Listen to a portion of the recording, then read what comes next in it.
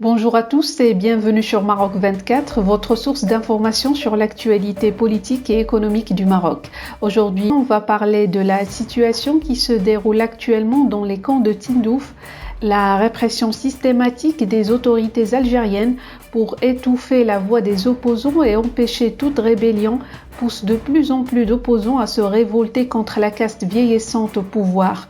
En effet, les camps de Tindouf sont plongés dans une véritable pagaille depuis la nuit du vendredi et du samedi.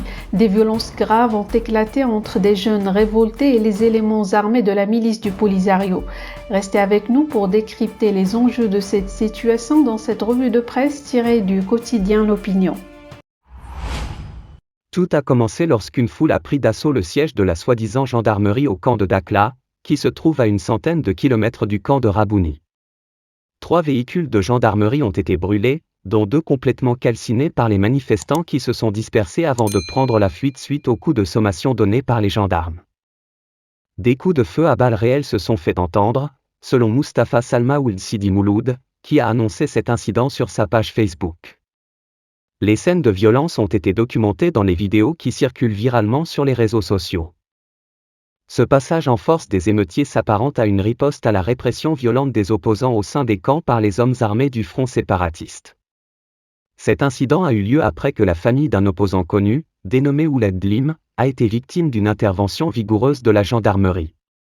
Celui-ci a été pourchassé par une patrouille sous prétexte qu'il a violé le couvre-feu imposé dans les camps pendant le soir, avant que sa famille ne se voie maltraitée par les hommes armés du front.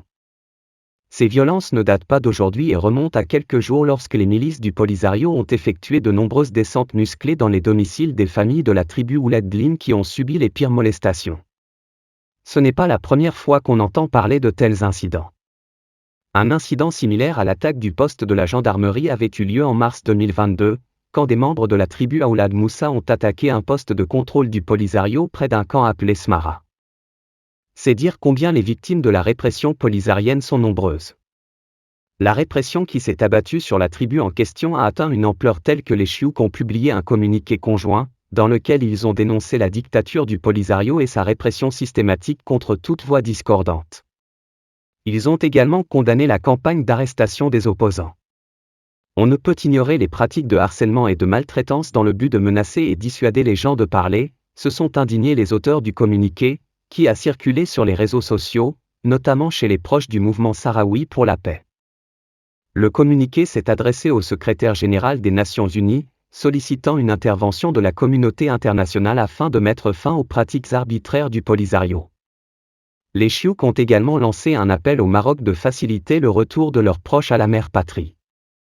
Selon la même source, la responsabilité des abus de la caste dirigeante à Tindouf incombe en premier lieu à l'Algérie, qui parraine et protège le front séparatiste auquel le régime militaire donne tous les moyens pour renforcer sa répression et son règne sans partage dans les camps. Pour rester informé, je vous invite à regarder les vidéos Maroc 24 qui s'affichent sur votre écran.